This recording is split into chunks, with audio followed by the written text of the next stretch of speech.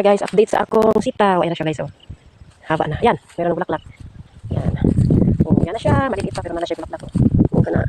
I-climb na siya. Padung ato na, oh. Yan. Tari na siya, oh. Nana siya bunga gamay. Yan.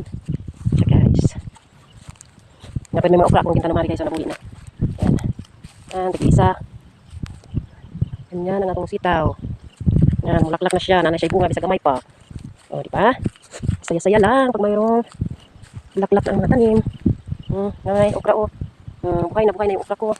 Yung iba. Hindi nabuhay yung iba guys. Bawo, pariho lang naman na sila. Baka siguro ano lang. Wahira. Yan din oh. Yan siya. Oh. Yung ato sitaw. Yan anay. Okra. Yan ang okra na. Dito pa oh.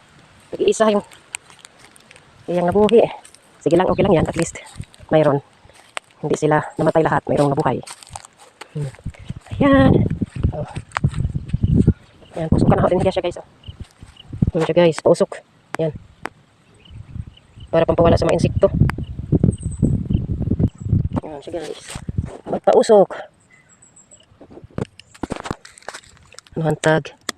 Pausukan para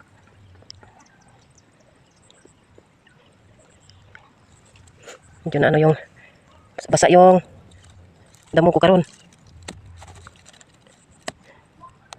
Ayan.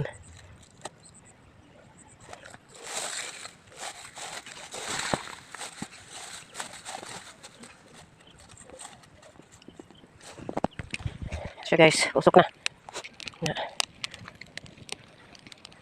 Katabang ni sa ako mga tanong para madungong sila rin. Yan.